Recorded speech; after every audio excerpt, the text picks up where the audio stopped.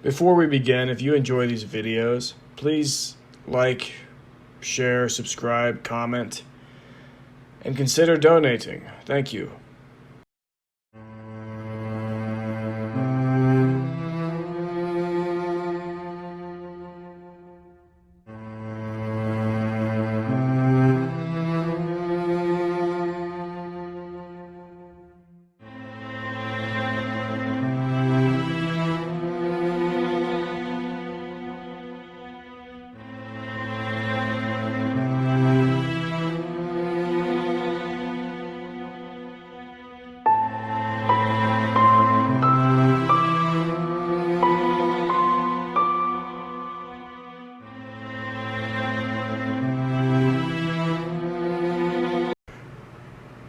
The fighting had hardly just begun before Ash was forced to vanquish yet two men at once.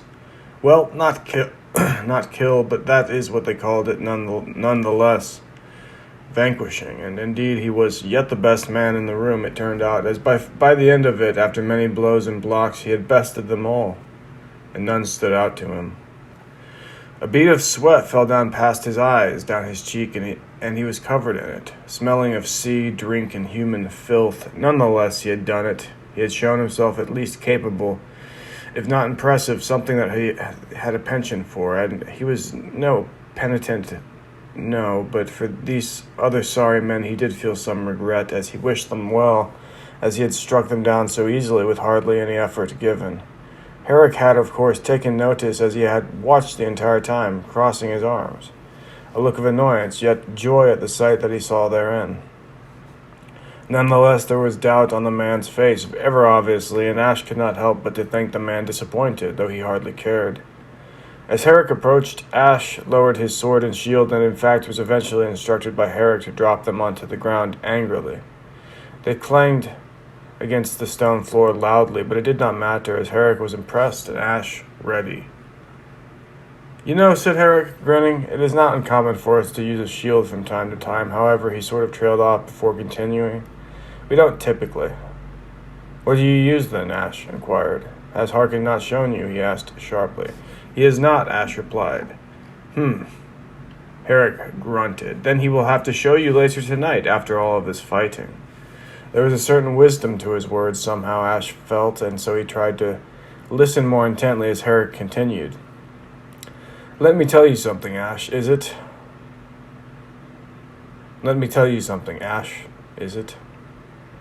Figuring Harken must have given Ash his name, as Harken awaited, watching from a corner, dressed as he had been. Ash gave a simple reply and said yes. "Ash," he nearly growled, "let me tell you something of our guild and of our order, and then when I am done, you may leave with Harken. He will show you our guild weaponry and his wares." "Sure," Ash eyed the man. "Do not get so cocky," Harken did say. "You fight well, but our game is not a game of well fighting, of upfront task. No, it is a game of quiet murder and deceitful bribery and all the rest of those things dark and unknown to the likes of most common folk." Ash took a breath, his heartbeat returning to a normal rate. "Indeed," Ash said. "Indeed," repeated Harken. "Yet you say it as if you know, but no matter. Go now. Go with Harken. We will speak later, sailor." "Are we not speaking now?" Ash retorted. Harken looked at him intently and said, "Those were but 10 men, each of whom have rarely seen a brandished blade or hardy shield." "Neither had I," Ash interrupted. "You will go with Harken, and you will consider yourself fortunate," said Harken angrily. "Do you understand?"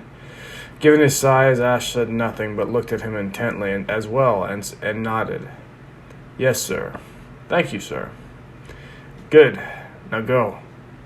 From the looks of him, Ash tried to gauge Harken's age as well as he walked across the room and towards Harken, and as Harken began to bark orders at the other newcomers.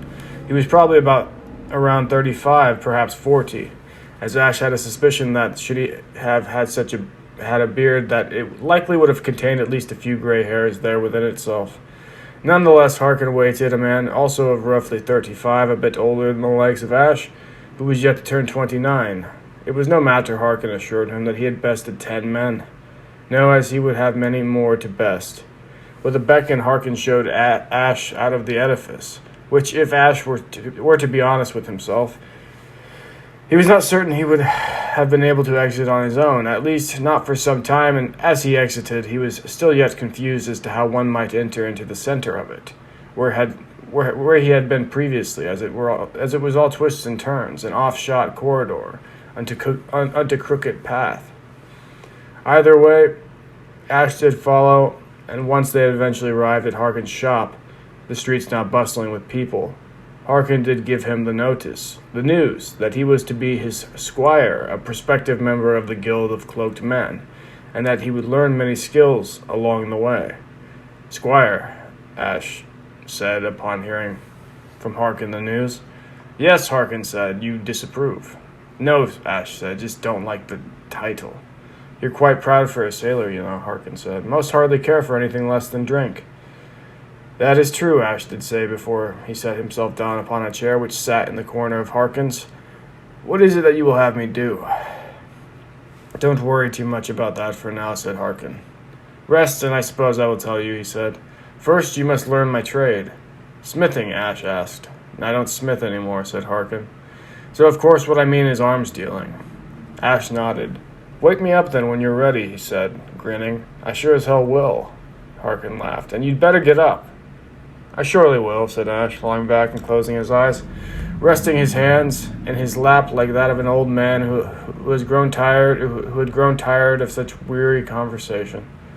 When he awoke, it was evening, and a candle was alit, which illuminated most of the room. Harken sat reading next to it, although Ash did not know what.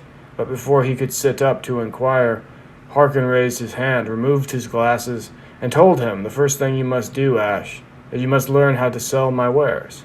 And the second, Harken closed the book, you must learn to read.